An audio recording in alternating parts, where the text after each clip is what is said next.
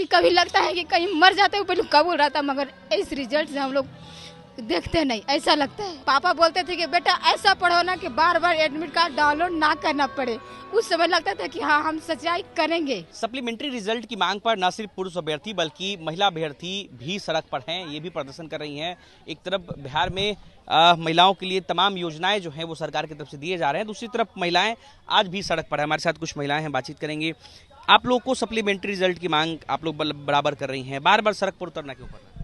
देखिए हम लोग आज 8 महीने से हम लोग रोड पर उतर रहे हैं। इस सरकार हम लोग 8 महीने से बुर्बक बनाते बनाते आज यहाँ तक ले आई। बेवकूफ बना रही है आपको। बेवकूफ बुर्बक दम मत कहिए, इतना बना है ना, आज निकाल देंगे कल निकाल देंगे, सोमवार को हो जाएगा, 28 तारीख को हो जाएगा। इन्हीं बुर्बक में हम लोग 8 महीने तक गुजार दिए कि हम लोग का रिजल्ट अब आ जाएगा, अब आ जाएगा, अब आ जाएगा। 8 महीने कहाँ गुजार दिए? बस रोड पर उतरते उतरते गर्दनी बाग में बैठे, भूख हड़ताल किए, क्या नहीं किया, डिटेन हुए, थाना में गए, जेल हुआ, सब कुछ हुआ, मगर सरकार इन बेटियों का नहीं समझ रही है कि ये हमारी ही बेटी है। आखिर इनके साथ ऐसे क्यों व्यवहार कर रहे हैं? हमारा रिजल्ट हो चुका है, हमारा रिजल्ट दे दीजिए आप। और क्या मांग रहे हैं आपसे? हमारा रिजल्ट है, हमारा दे दीजिए। आप तक कुछ मांग नहीं रहे हैं आपसे हम, मगर फिर भी सरकार। बुरा लगता है, बहुत बुरा लगता है।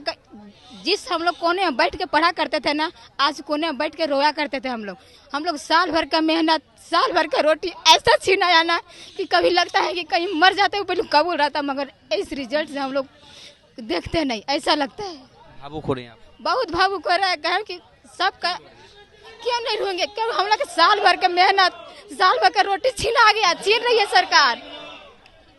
साल भर के मेहनत, साल भर के रोटी सरकार हम लोग से छीन रही है और छीन रही है। हम बस यही कहते हैं कि हम लोग का रिजल्ट दे दीजिए। अब हम लोग को कुछ नहीं चाहिए, हम लोग सप्लीमेंट्री में हम लोग का रिजल्ट दीजिए। अब हमें बेबस मत कीजिए जीने में। हम लोग एक गरीब परिवार की बेटी हैं। पापा बोलते थे कि बेटा ऐसा पढ़ो ना कि बार बार एडमिट कार्ड डाउनलोड ना करना पड़े। उस समय लगता था कि हाँ हम सच्चाई करेंगे। घर वालों से भी ताने सुनने बहुत सुनना पड़ता है। क्या फेस करती है, मतलब एक महिला जब बाहर नौकरी के लिए सड़क पर प्रोटेस्ट करती हैं, परिवार को भी संभालना है, नौकरी के लिए भी आवाज उठानी, क्या क्या फेस करना पड़ता है? बहुत सुनना पड़ता है सर। अगर सरकार इतना जानती तो आज हम लोग को सप्लीमेंट्री दे देती। एक घर का ताना नहीं पढ़ना है ऐसे वैसे, फिर भी हम लोग पढ़ाई करते हैं कि ना हम लोग को रिजल्ट लेना है, नौकरी करेंगे, अपने बच्चे को सुधारेंगे, आगे के बिहार को सुधारेंगे। मगर जब अकेला आदमी हो जाता है तो क्या करेगा? हम लोग तो बहुत मेहनत किए, मगर सरकार जब हम लोग के साथ खेल कर रही है तो हम लोग तो कुछ कर नहीं सकते हैं, सिर्फ रोड पर उतरेंगे और क्या करेंगे।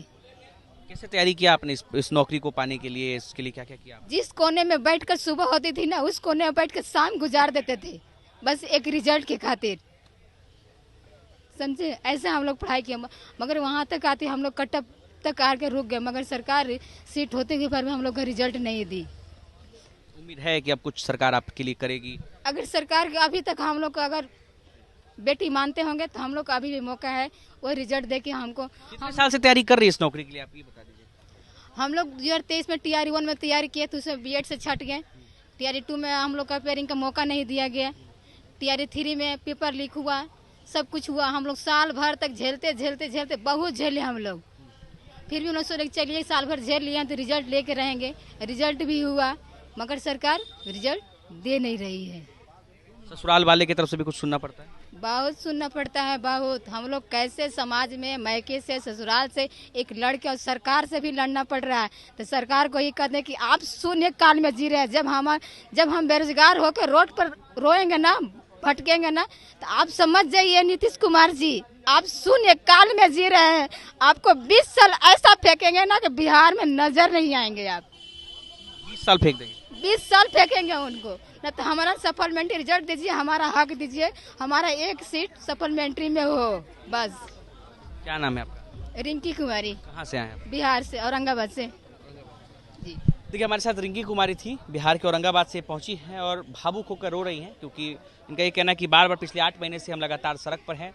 नौकरी को लेकर हमारे नंबर बराबर आए हैं, बावजूद हमें छांट दिया गया और हमारे बराबर नंबर वाले को नौकरी जो है वो दी गई है। सप्लीमेंट्री रिजल्ट अगर आता है तो हमें भी नौकरी मिल जाएगी। और साथ ही साथ इन्होंने सरकार को भी अल्टीमेटम दिया है कि अगर हमने आपको फेंक दिया तो 20 साल तक सत्ता से बाहर रहेंगे।